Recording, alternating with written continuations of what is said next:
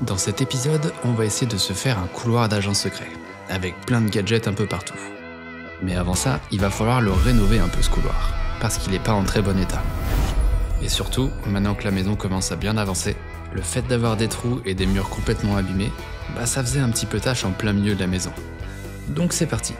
On commence par les portes, parce que sur les 8 qu'il y a dans le couloir, il y a un peu de tout, et ce serait bien d'avoir une unité. Et puis des portes qui ferment aussi. Donc je vais partir sur des portes en bois que je vais laisser brutes. À la limite juste un petit peu de vernis chêne foncé, mais c'est tout. Il n'y a plus qu'à installer. Sauf que vu que mes portes ne sont pas standards et que je me voyais pas du tout changer tous les encadrements existants, je vais plutôt faire une bidouille en découpant des languettes sur les nouveaux encadrements pour rattraper la différence. Ça va m'économiser plusieurs jours de travail et surtout énormément de poussière en moins à l'intérieur. Et une fois que c'est peint, on n'y voit quasiment rien. L'aspect bois, ça va aussi surtout permettre de réchauffer le couloir qui pour l'instant est tout blanc.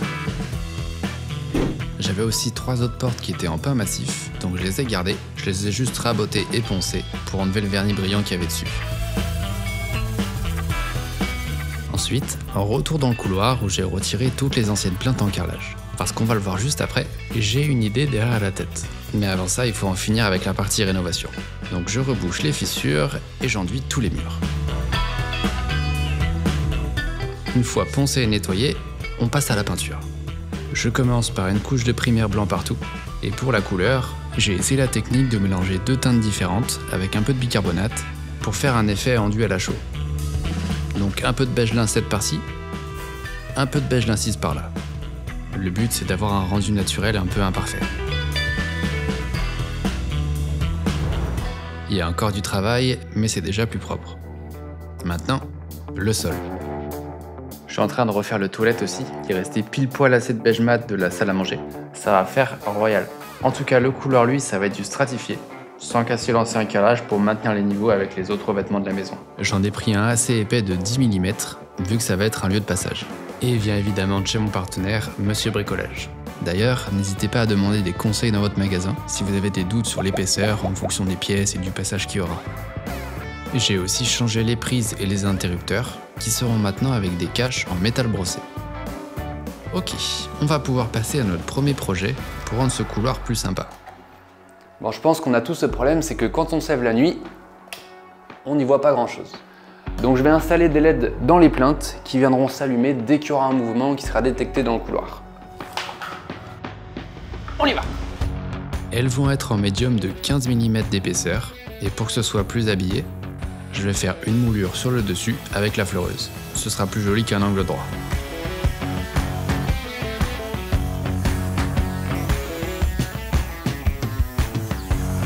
Une fois avoir coupé et préparé tous les morceaux qui vont faire le tour du couloir, je suis allé rajouter une rainure sur le bas de chaque morceau. C'est là que j'irai mettre le ruban LED après. Mais d'abord, on va tout fixer dans le couloir.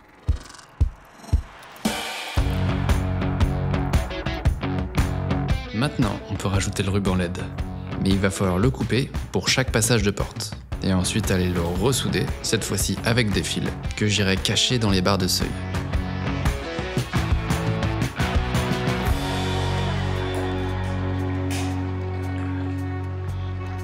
J'ai aussi mis des bandes thermo-rétractables qui viendront protéger et isoler les soudures.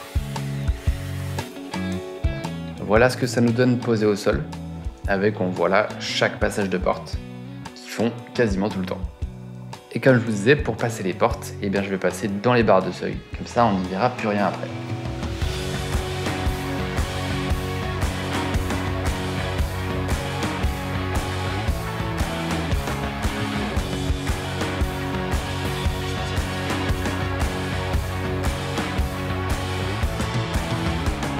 Et voilà le travail. Ça fait un peu hôtel, hein, mais c'est très cool. Pour masquer les LED qui font pas très joli par contre, je vais recouvrir la rainure avec de la colle acrylique, que je vais lisser avec une spatule. En fait, c'est un peu comme si on reconstruisait le morceau de bois, et ça permettra aussi de mieux diffuser la lumière.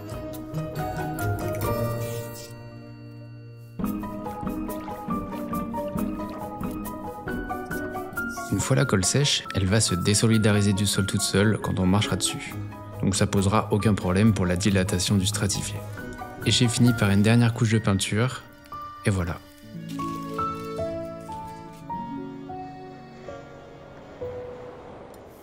Du coup la nuit, dès qu'il y a un mouvement qui est détecté dans le couloir, lumière.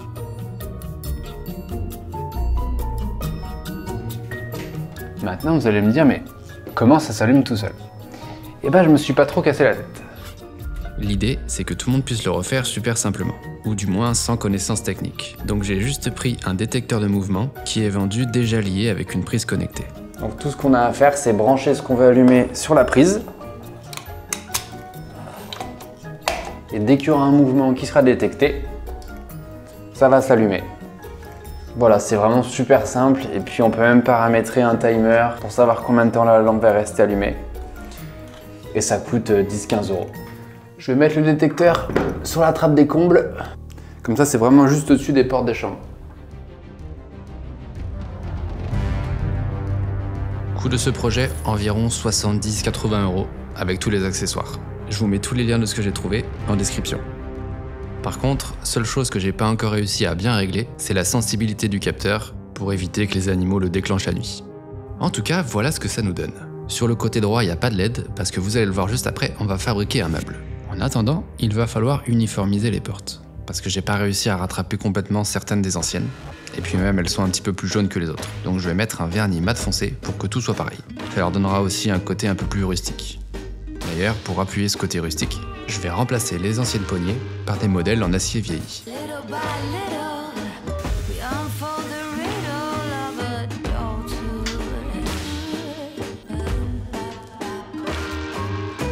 Par contre, la poignée qui descend à la cave va être un peu différente, parce qu'on le verra dans les prochaines vidéos, ça avance aussi en bas.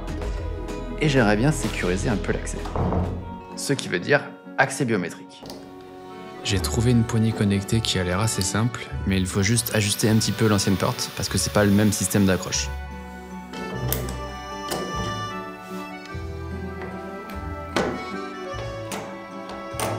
Petit test. Hé hé.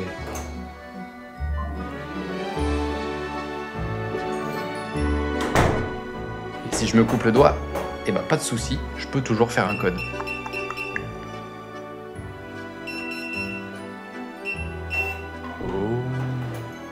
Voilà, ça fonctionne avec des piles rechargeables et je l'ai payé 60 €. On va faire une petite pause aménagement. Le couloir va un peu jouer le rôle d'entrée pour l'instant, donc je vais fabriquer un meuble sur ce mur qui servira à avoir des rangements et des trucs de couloir quoi. Première chose, je coupe toutes les planches qui vont servir pour construire le meuble. Alors voilà un petit peu à quoi ça va ressembler. À la base, j'avais prévu de faire un meuble avec 4 portes, sauf qu'en prenant les cotes, ça va être un peu juste, donc je vais plutôt en faire 3. Et sur la droite, un espace avec des étagères. Assemblage. Je commence par coller les côtés du meuble qui ont des coupes à 45 degrés pour que ça fasse des bordures propres. Et ensuite, j'assemble le reste.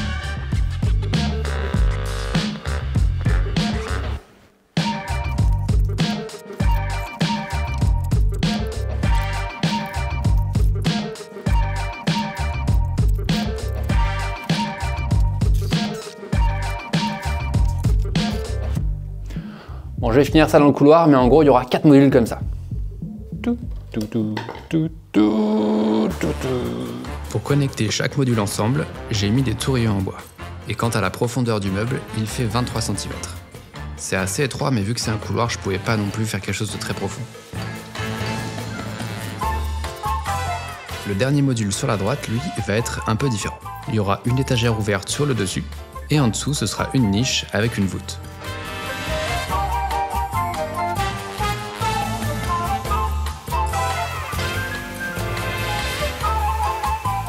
Dernière étape pour ce meuble, les portes. Donc j'ai coupé des planches de 10 cm qui vont me servir à faire les cadres.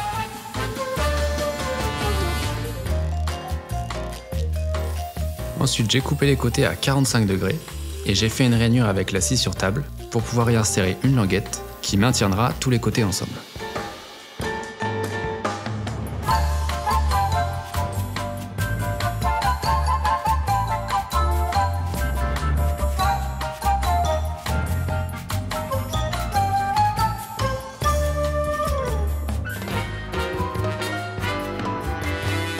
Il reste plus qu'à coller et ensuite venir couper les petits bouts qui dépassent avec une scie.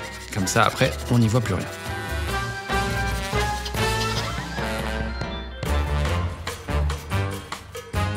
Pour faire l'intérieur des portes, je vais utiliser du canage, qu'il va falloir assouplir un peu en lui faisant prendre un bain. Un bon bain, ça détend n'importe qui. Donc je l'ai laissé quelques minutes pour qu'il reprenne une forme plate. Et ensuite je l'ai juste agrafé sur le dos de chaque porte.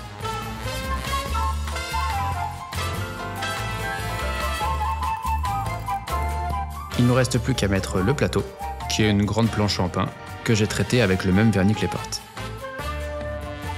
Pas de LED dans les plaintes de ce côté, mais elles vont vraiment venir encadrer le meuble pour appuyer l'impression qui fait partie intégrante du couloir.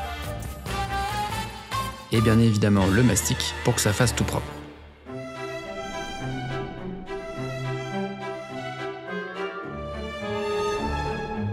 Bon, ça a pu vous paraître un peu bizarre cette niche en bas à droite du meuble. Au tout début de la chaîne, j'avais fait un distributeur de croquettes pour chiens. Et maintenant, pour que ce soit équitable, on va en faire un pour les chats. Et ça va être beaucoup plus facile vu qu'ils sont plus petits. Je vais directement partir d'un distributeur de croquettes existant. Et ensuite, je vais juste faire une descente avec un tube transparent jusqu'à la gamelle. Ce sera quand même plus rigolo. Pour faire la descente de croquettes, j'ai pris des tubes acryliques de 40 qui seront reliés entre eux avec des raccords de plomberie en PVC.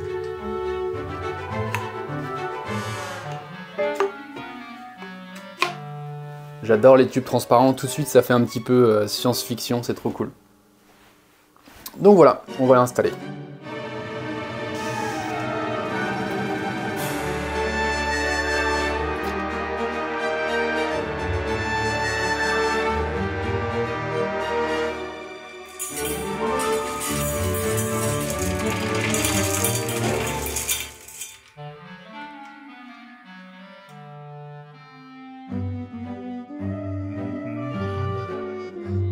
Voilà, après c'est tout simple, il y a une appli, hop, où on peut tout contrôler. Bon appétit! C'est pas encore fini pour cette partie, maintenant je vais mettre un grand miroir ici, qui me permettra, avec un écran connecté sur le côté, de pouvoir voir tout ce qui se passe un peu dans la maison et à l'extérieur. Bon, et bah déjà pour faire un miroir connecté, il va nous falloir un miroir. Ensuite je vais faire un cadre autour pour que ce soit un peu plus joli. Avec du pain.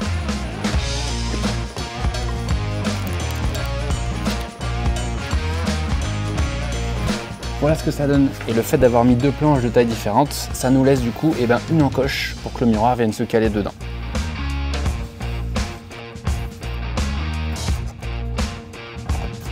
Parfait. Allez, je colle tout. Pour lisser les côtés et qu'on ait l'impression que ce soit qu'un seul bloc, j'ai tout poncé avec un disque abrasif. Ça va aussi créer un effet imparfait, comme si ça avait été sculpté à la main. Le but, c'est presque de rajouter des défauts. Voilà pour la partie cadre. Et j'ai aussi mis le même vernis que le reste du bois du couloir.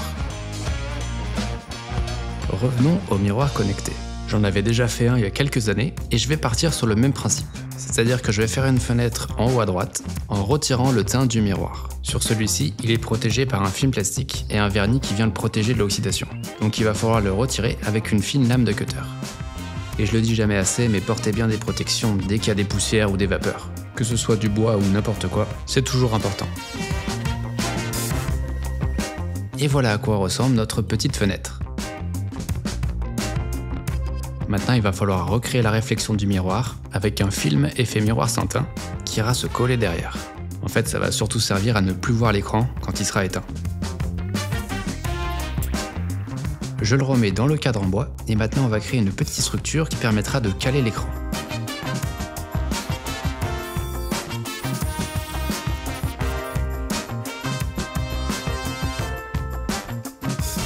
Pour que ce soit bien maintenu, je vais ajouter 2 équerres qui seront fixés au cadre en bois et je vais clouer des petites baguettes pour que le miroir ne bouge plus. Place maintenant au point central de ce projet, l'écran et l'électronique. C'est un écran tout basique de 8 pouces sur lequel je vais connecter un Fire TV Stick. Donc si on combine tout, ce miroir connecté revient à environ 150 €. Hop.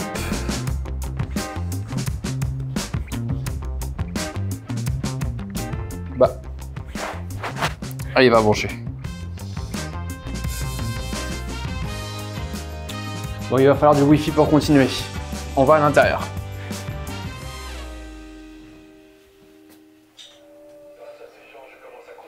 Je peux même regarder des films dans le couloir. Donc j'ai pris un Fire TV Stick parce qu'au final ça coûte moins cher qu'un Raspberry Pi. Là il y a une télécommande avec un micro intégré. Ça fonctionne avec Alexa, donc après c'est très facile d'interconnecter tous les appareils. Par exemple, montre-moi la porte d'entrée. D'accord. Et donc là j'ai la vue en direct de la porte d'entrée. Et en plus de savoir quand le facteur sonne, je me suis rendu compte qu'il y avait pas mal de visiteurs.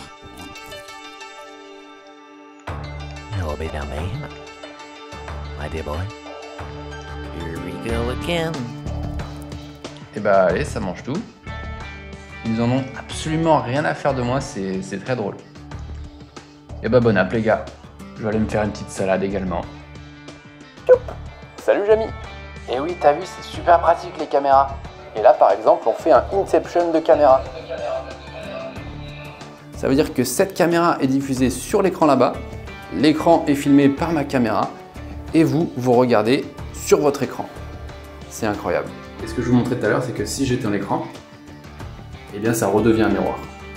À peu près. Ça marche aussi bien évidemment avec un Google TV ou un autre streamer. Bon, passons au prochain projet. Ok, celui-là, je pense que c'est mon préféré. J'ai gardé l'ancien placard encastré du couloir, et en fait il a un espace perdu sur la partie haute. Donc forcément ça veut dire cachette secrète. Et je vais me baser un peu sur le même principe que ce que j'avais fait dans le garde-manger, avec la trappe à chocolat. Sauf que cette fois-ci ça va être beaucoup plus lourd, donc il y aura 2 vérins. Et je vais aussi rajouter des glissières de tiroir qui viendront sur chaque tasseau pour les guider et être sûr que ça parte pas dans tous les sens. Voilà un peu l'idée. Les glissières avec les roulements à billes vont être vraiment importants ici, pour éviter toute friction avec les murs.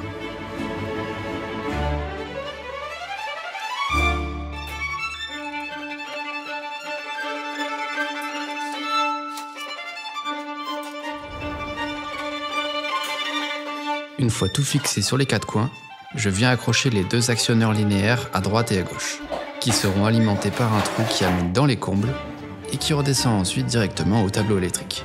Bref, maintenant que tout est branché, je peux les actionner avec une télécommande.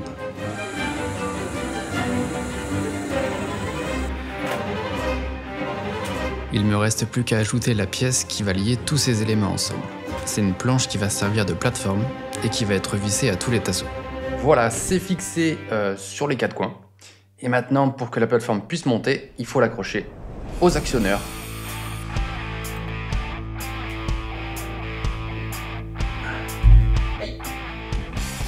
Il n'y a plus qu'à tout peindre de la même couleur que le placard.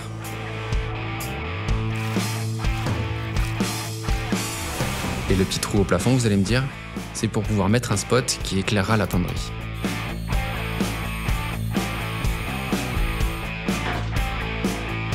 J'ai ensuite mis un panneau perforé sur lequel j'ai fixé un ruban LED tout autour. Et c'est ça qui me servira à accrocher ce que je veux mettre dans cette cachette secrète. Et vu qu'on est sur un thème agent secret, et bah ce sera un nerf et une visseuse pour un agent secret bricoleur.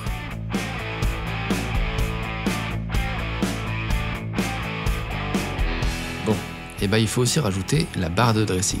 Parce que à la base, ça reste quand même un placard pour mettre les vestes. Donc je l'accroche tout en haut directement à la plateforme. Le but, c'est que tout puisse monter et descendre en même temps pour que l'illusion soit totale.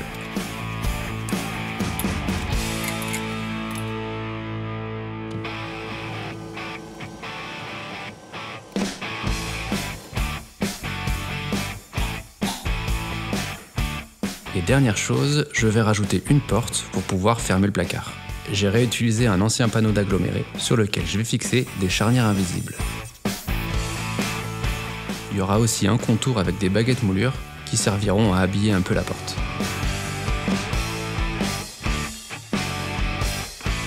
On va l'installer. Qu'est-ce qu'on a là? Il y a des petits escargots. Peut-être pas. Et bien voilà, on va dire que ce sera notre petit secret entre nous ce qui se passe dans ce placard. En tout cas, on arrive au bout de ce couloir. Donc j'espère que ces 5 projets vous ont plu, et n'hésitez pas à me dire si vous avez d'autres idées de gadgets que je pourrais rajouter. Parce qu'on le met souvent de côté le couloir, alors que c'est quasiment le seul endroit d'une maison qu'on peut pas vraiment éviter. Donc je suis content qu'il soit en meilleur état maintenant. Hop, on referme.